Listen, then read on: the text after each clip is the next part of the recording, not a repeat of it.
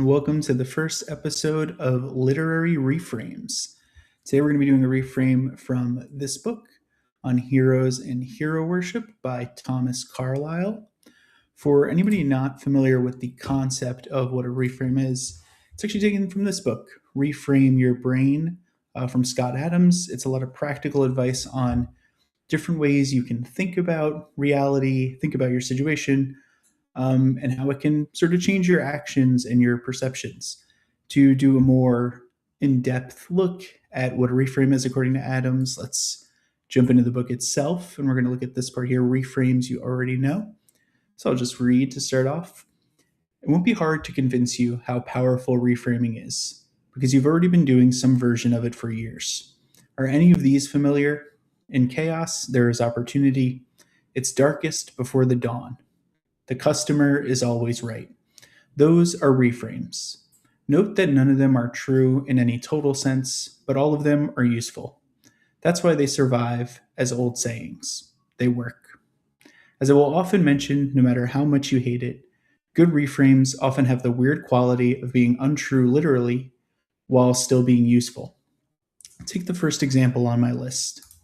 It isn't true that chaos necessarily creates opportunity for any specific person or entity, but accepting it as true enough is a great way to improve your attitude and your odds of success in the long run. If you learn to look for opportunities in chaos or in bad news of any kind, I guarantee you will spot some sooner or later. All you need to do is train yourself to look for the opportunities. I use this reframe a lot. The first thing I think when something falls apart is that an opportunity has been created.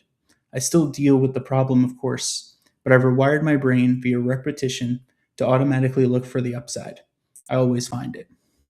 Personally, I've used this concept a lot, and I find it does work. There's a section in this book where Adams lays out all the different reframes. That's probably worth jumping to. Different ones on success and happiness. So let's just take a look at some of them that might be useful. One right here, I am bored with life, is the usual frame, and the reframe is I'm not embarrassing myself enough. So you could get how this concept works. You're feeling bored one day, you don't have anything exciting going on. Well, if you start to embarrass yourself, put yourself out there, you certainly won't be bored anymore. So that's where the reframe concept comes into play. And Adams really uses this concept just from things in his day-to-day life, different things that he's noticed work for him. What I want to do is sort of take this from literature and see where we can find different reframes. And so that's the concept of this segment in general. So now I'm going to jump over to Carlyle's book on heroes, hero worship, and the heroic in history, which essentially is the treatise that history is the biography of great men. And that's going to be the key reframe that I talk through here. So let me share my screen with you again, and we can read through this one. All right. And we're going to read the highlighted section over here. It's pretty near the beginning of this book, so you'll get a sense that it's essentially the thesis statement of the book in general. He was the creature of the time, they say. The time called him forth. The time did everything, he nothing. But what we, the little critic, could have done too. This seems to me but melancholy work. The time call forth? Alas, we have known times call loudly enough for their great men, but not find him.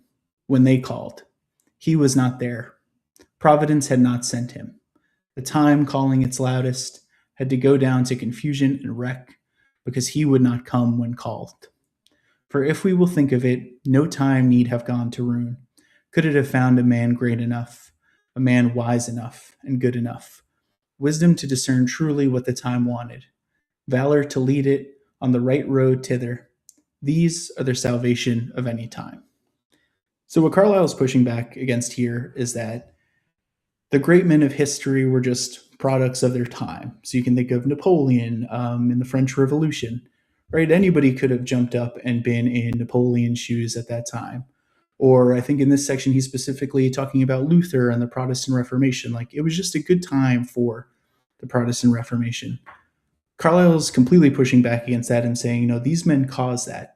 And we know that because there's plenty of times where there were not great men and things did not change. Things stayed bad for years and years, and there was nobody to fix the time, essentially. So, how do we take Adam's concepts of the reframes, what Carlyle is saying here, and weld them together? Well, I put together a little picture for you to represent that.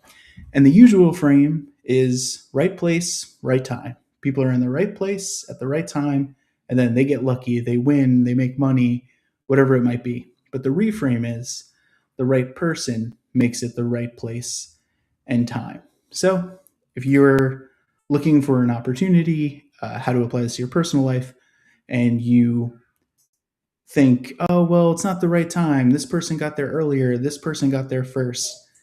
To use what Carlyle says, no, you can make it the right place and the right time now. If you're really the person to do it, it doesn't matter. You can make it happen. And remember from Adams that this concept doesn't need to be true.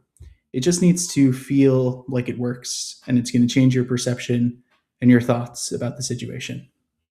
All right. Hope that's useful.